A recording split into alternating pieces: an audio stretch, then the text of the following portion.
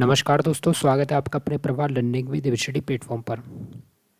तो दोस्तों, आज की इस जीके की क्लास में हम लोग जीके के 50 वन लाइनर क्वेश्चंस को पढ़ेंगे। और दोस्तों, ये ऐसे 50 वन लाइनर क्वेश्चन हैं जो पिछले कई वर्षों से लगातार परीक्षाओं में पूछे जा रहे हैं। तो इसलिए दोस्तों, क्लास को बिल्कुल भी मिस ना करें और शुरू से अंत तक ज़रूर देखें। साथ ही अगर आप ऐसी क्लास को पाना चाहते हैं तो हमारे चैनल को ज़रूर सब्सक्राइब करें, क्योंकि हमारे चैनल पर प्रतिदिन इस तरह की क्लास अपलोड की जाती है। तो चलिए दोस्तों, बिना देरी की शुरू करते हैं।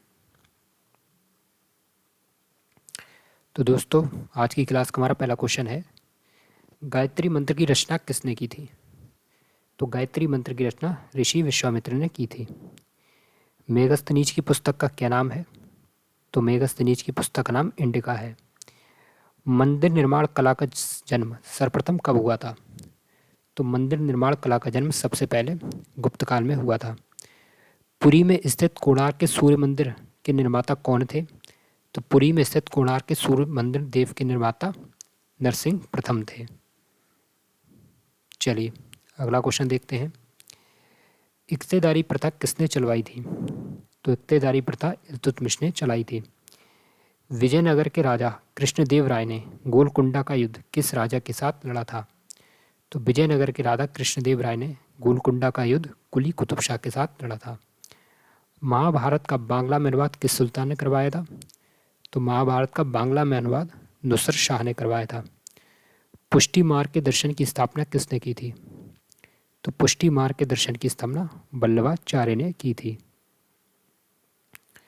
चलिए अगला क्वेश्चन है, अकबर के शासनकाल में भू राजस्व सुधारों के लिए कौन उत्तरदायी था? तो अकबर के शासनकाल में भू राजस्व सुधारों के लिए टोडरमल उत्तरदायी था। चलिए आगे देखते हैं। बक्सर के युद्ध में अंग्रेजी सेना का नेतृत्व किसने किया था? तो दोस्तों, बक्सर के युद्ध में जो कि 1764 ईस्वी में हुआ था, इसमें अंग्रेजी सेना का नेतृत्व हेक्टर मुनरो ने किया था। एक दोस्तों है प्लासी का युद्ध। प्लासी के युद्ध में अंग्रेजों का नेतृत्व किसने किया था? तो प्लासी के युद्ध में अंग्रेजों का नेतृत्व रॉबर्ट क्लाइव ने किया था, और उसकी डेट है दोस्तों 23 जून 1757। चलिए अगला है, नृप निर्माता के रूप में किसे जाना जाता है? तो नृप निर्माता के रूप में सैयद बंधु को जाना जाता है। भारतीय राष्ट्रीय कांग्रेस के प्रथम मुस्लिम अध्यक्ष कौन थे? तो भारतीय राष्ट्रीय कांग्रेस के प्रथम मुस्लिम अध्यक्ष बदरुद्दीन तैयब जी थे। अमृत बाजार पत्रिका की स्थापना किसने की थी? तो अमृत बाजार पत्रिका की स्थापना शिशिर कुमार घोष ने की थी। चलिए अगला क्वेश्चन है, भारतीय संविधान का कौन सा अनुच्छेद राष्ट्रपति को अध्यादेश जारी करने की शक्ति प्रदान करता है? तो भारतीय संविधान का अनुच्छेद 123 राष्ट्रपति को अध्यादेश जारी करने की शक्ति प्रदान करता है। लोकसभा का नेता कौन होता है? तो लोकसभा का नेता प्रधानमंत्री होता है।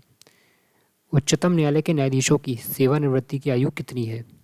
तो उच्चतम न्यायालय के न्यायाधीशों की सेवानिवृत्ति की आयु 65 वर्ष है। चलिए दोस्तों अगला क्वेश्चन देखते हैं। वेरी इंपॉर्टेंट क्वेश्चन है दोस्तों, इसे ध्यान से पढ़ें। तो किस बात में सर्वोच्च न्यायालय ने कहा था कि संसद को मूल अधिकार में संशोधन करने की शक्ति प्राप्त है, परंतु संविधान के मूल ढांचे में संशोधन नहीं कर सकते? तो दोस्तों, यह था केशवानंद भारतीवाद। ठीक है, जो केशवानंद भारतीवाद था, ये भारत का बहुत ही चर्चित मामला रहा है, जिसमें न्यायालय ने कहा था कि संसद जो है वो मूल अधिकारों में संशोधन तो कर सकती है, लेकिन संविधान के मूल ढांचे में संशोधन नहीं कर सकती। चलिए अगला क्वेश्चन है, भारत में पहली बार संघ लोक सेवा आयोग की स्थापना किस अधिनियम से हुई थी? वह कौन सा था? तो दोस्तों, वह था गवर्नमेंट ऑफ इंडिया एक्ट 1919। यानी कि आपको याद रखना है कि जो गवर्नमेंट ऑफ इंडिया एक्ट 1919 है, इसके तहत भारत में पहली बार संघ लोक सेवा आयोग की स्थापना हुई थी।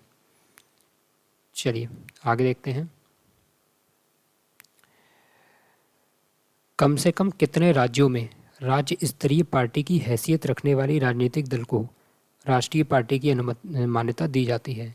तो दोस्तों याद रखो, ये है 4 राज्य, यानी कि 4 राज्यों में राज्य स्तरीय पार्टी की हैसियत रखने वाली राजनीतिक दल को राष्ट्रीय पार्टी की मान्यता दी जाती है। चलिए अगला क्वेश्चन है, भारतीय संविधान की प्रस्तावना में धर्मनिरपेक्ष, समाजवादी तथा राष्ट्र की एकता एवं अखंडता वाक्यांश किस संशोधन द्वारा समाविष्ट किया था? तो दोस्तों आपको याद रखना है कि यह था 42वां संविधान संशोधन। यानी कि इसके तहत भारतीय संविधान की प्रस्तावना में धर्मनिरपेक्ष, समाजवादी तथा राष्ट्र की एकता एवं अखंडता वाक्यांश को समाविष्ट किया गया था। चलिए अगला क्वेश्चन है, 1957 में किस समिति ने भारत में त्रिस्तरीय पंचायती राज की सर्वप्रथम सिफारिश की थी? तो ये थी बलवंत राय मेहता समिति, यानी कि जो बलवंत राय मेहता समिति थी इसने भारत में त्रिस्तरीय पंचायती राज सर्वप्रथम की सिफारिश की थी। और जो अशोक मेहता समिति थी इसने भारत में द्विस्तरीय पंचायती राज की सिफारिश की थी। चलिए अगला क्वेश्चन देखते हैं, प्रथम पिछड़ा वर्ग आयोग का गठन कब किया गया था? तो प्रथम पिछड़ा वर्ग आयोग का गठन 1953 ईस्वी में किया गया था। उच्च न्यायालय के न्यायाधीशों की नियुक्ति कौन करता है? तो उच्च न्यायालय के न्यायाधीशों की नियुक्ति राष्ट्रपति करते हैं। भारत के किसी राज्य में मुख्यमंत्री पद पर नियुक्त होने वाली प्रथम दलित महिला कौन है? तो भारत के किसी राज्य में मुख्यमंत्री पद पर नियुक्त होने वाली प्रथम महिला मायावती हैं, जो कि उत्तर प्रदेश की 4 बार मुख्यमंत्री रह चुकी हैं। चलिए अगला क्वेश्चन है, सामाजिक सुरक्षा और सामाजिक बीमा किस सूची में है? तो सामाजिक सुरक्षा और सामाजिक बीमा समवर्ती सूची में है। भारत की प्रथम खनिज नीति कब घोषित हुई थी? तो भारत की प्रथम खनिज नीति 1951 ईस्वी में घोषित हुई थी। किस दिन पृथ्वी सूर्य से अधिकतम दूरी पर होती है? तो 4 जुलाई को पृथ्वी सूर्य से अधिकतम दूरी पर होती है। भूगर्भ में जिस स्थान पर भूकंपी तरंगों की उत्पत्ति होती है तो उस स्थान को क्या कहा जाता है? तो भूगर्भ में जिस स्थान पर भूकंपी तरंगों की उत्पत्ति होती है उस स्थान को भूकंप केंद्र कहा जाता है। आपने देखा होगा कि जब भी किसी जगह पर भूकंप आता है तो मीडिया वाले कहते हैं कि इसका केंद्र कहाँ था।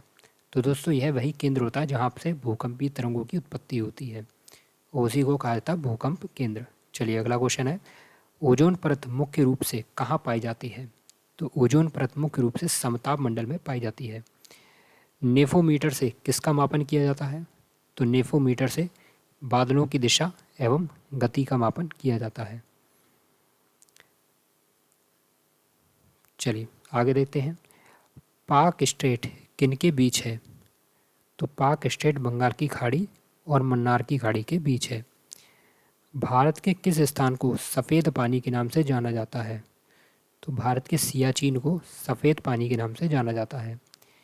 भारत और पाकिस्तान के बीच सीमा का निर्धारण किसने किया था? तो भारत और पाकिस्तान के बीच सीमा का निर्धारण जॉन रैटक्लिफ ने किया था। नेपाल हिमालय किन नदियों के बीच स्थित है? तो नेपाल हिमालय काली एवं तीस्ता नदियों के बीच स्थित है। चलिए अगला क्वेश्चन है, नाथुला दर्रा किस राज्य में है? तो नाथुला दर्रा सिक्किम राज्य में है। आम्रवर्षा किसे कहा जाता है?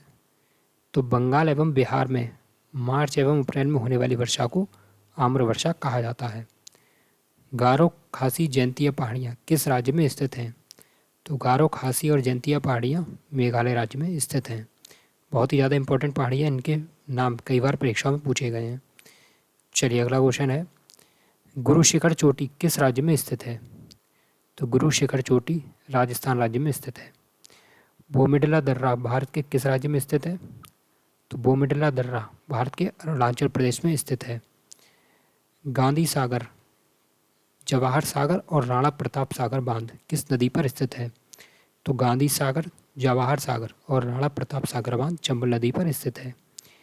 इलेक्ट्रिक बल्ब के निर्माण में किस कांच का प्रयोग किया जाता है? तो इलेक्ट्रिक बल्ब के निर्माण में फ्लिंट कांच का प्रयोग किया जाता है।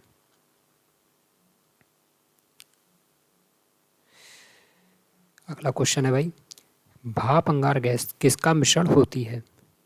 तो भाप अंगार गैस कार्बन मोनोऑक्साइड और हाइड्रोजन का मिश्रण होती है। टमाटर सॉस में कौन सा अम्ल पाया जाता है? तो टमाटर सॉस में साइट्रिक अम्ल पाया जाता है।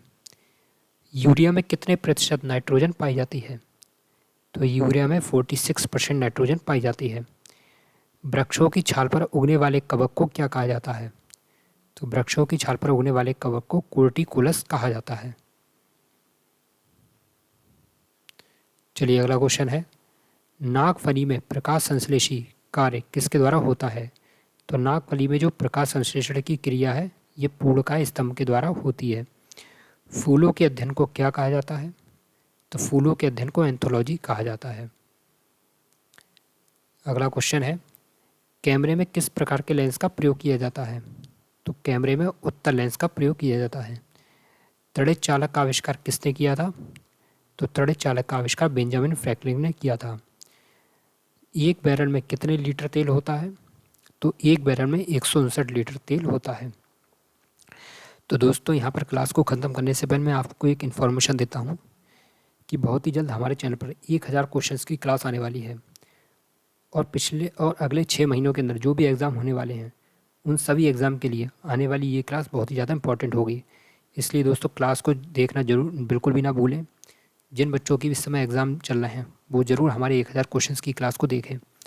ये क्लास बहुत ही ज़बरदस्त क्लास होगी। अब तक के जितने भी प्रीवियस ईयर पेपर में क्वेश्चन पूछे गए हैं सबका निचोड़ इस क्लास में मैं दूंगा।